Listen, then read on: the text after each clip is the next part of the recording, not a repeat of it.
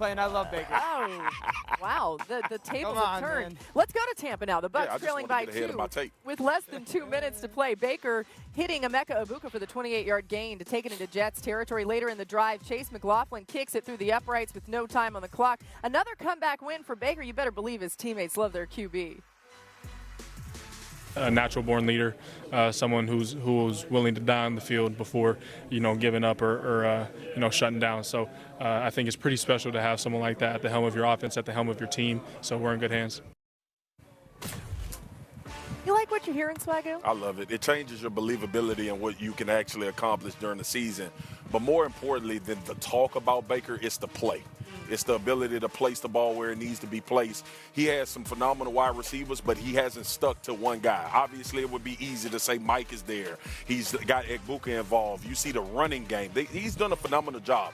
We always talk about Baker Moxie and the chip on the shoulder and all of that type of stuff. Baker is playing quarterback out of his mind right now, and that's why his team believes they got a chance to win a Super Bowl. He's laser focused, too. I've never seen him like this before. Okay, still to come. Tonight's Monday Night Football matchup features Lamar Jackson and the Ravens hosting the Lions at 8 Eastern on ABC, ESPN, ESPN Deportes, and the all-new ESPN app. Peyton and Eli once again on ESPN2. And, of course, Lisa Salters on the broadcast tonight. She is covering the Ravens. And, my goodness, Lamar Jackson loves Monday Night Football, doesn't he? He's 7-2 in his Monday night starts, 25 touchdowns, 0 interceptions. So, Lisa, when you talk to him this week, how excited is he for another shot at Monday night? Yeah, Laura, if you think Lamar Jackson's numbers on Monday night are impressive, how about what he's done against the NFC? 24 wins. Just 2 losses against the opposing conference as a starter, including 2-0 against the Lions.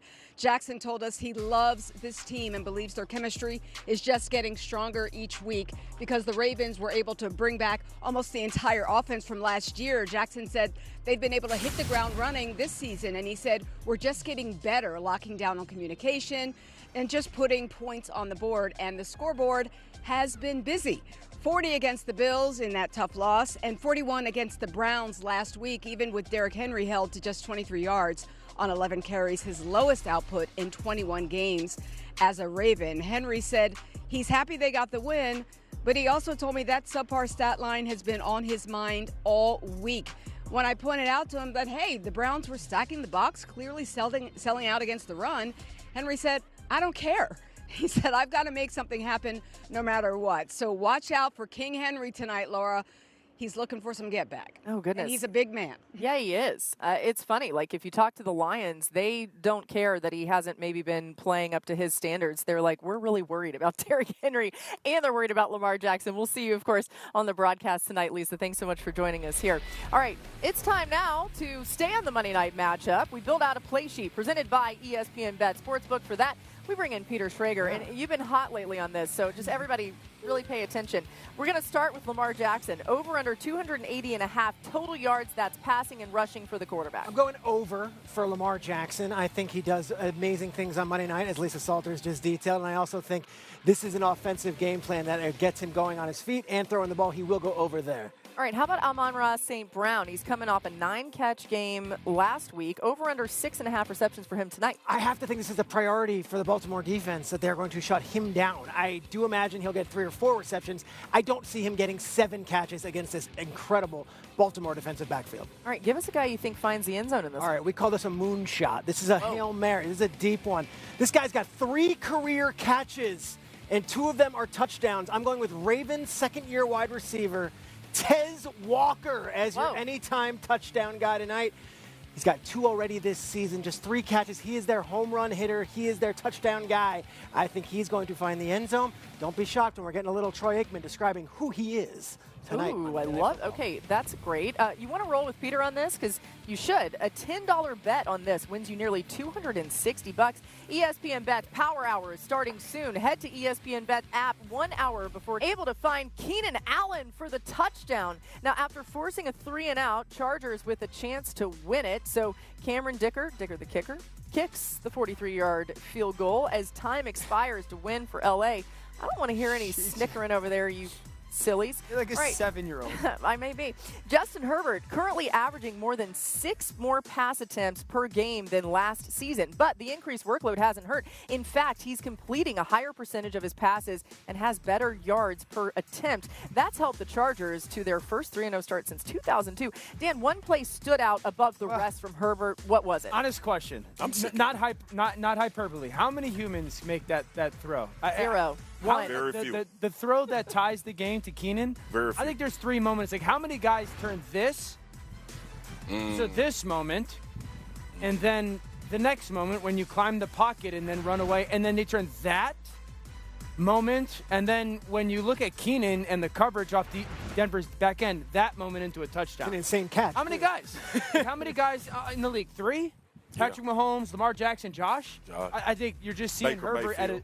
at a different level. You said Baker. Ooh, okay. Mixtape Bake. Lapse early evening at Soldier Field. Cowboys have allowed 92 points this season, 4th most through 3 games of the season in franchise history. They failed to reach the playoffs in each of the previous 3 seasons. Caleb had a career day across the board. You know, Bears fans love seeing that, earning his first career game with 4 touchdown passes and no interceptions. So that's fun for them as we welcome senior NFL insider Adam Schefter along with Damian Woody and Mina Kimes is going to join us as well. Damian, I'll start with you. For a team and a fan base starved for any sign of progress, this was a game they desperately needed. What stood out to you most about Caleb's performance? Yeah, man, I think it was the confidence in which Caleb got rid of the football, the timing and rhythm in the passing game, you know, for Caleb Williams. He didn't have any sacks in the game. That's been something that was a problem with him last year. And I think going up against this Cowboys defense, which is I've said in the early part of the season, it's been an elixir for a lot of quarterbacks. You just really saw him playing with a lot of confidence. He knew where to go with the football, you know, whether it was under center or when he was moving around outside the pocket. He really knew where to go with the football, and he was getting rid of the football. If he can continue that, he'll be in a great spot.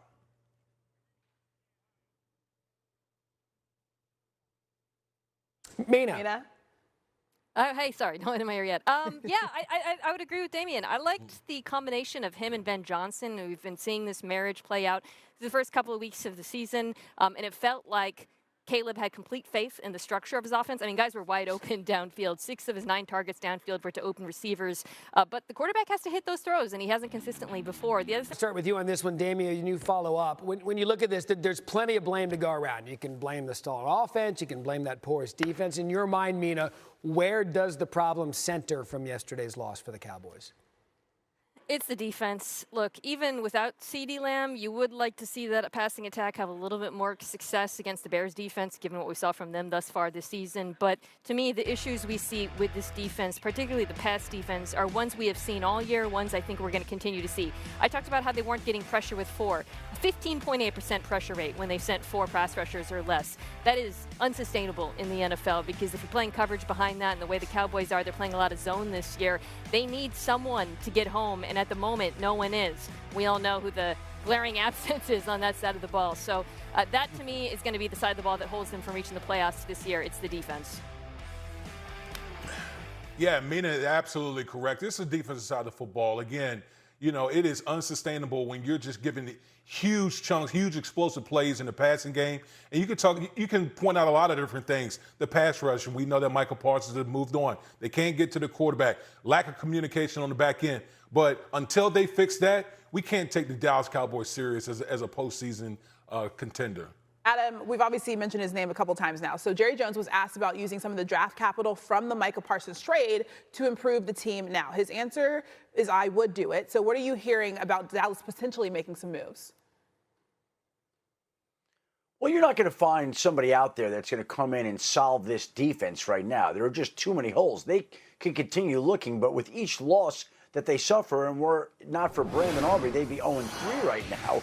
The value of these picks continues to rise and rise, at least the ones of their own draft picks. Maybe Green Bay's might have some value, but the Green Bay Packers also are rolling. So it's not a great spot. You're not going to go out and just solve your defensive issues. You can look to add defensive players and help at various points. You see the surplus of picks they have. Jerry didn't rule it out, but it's hard to imagine that they're going to be able to find one player that fix all these issues. Again, if they had Micah Parsons, it feels like this defense would be struggling, and they're not going to go out and get a player as good as Micah Parsons right now. Yeah, which, by the way, you had a chance to address the Micah Parsons thing with a contract. They chose not to. They traded him, and that's where they are, as we think. Damian and Mina, thank you so much. And Adam, I want to stick with you. We had a number of significant injuries yesterday.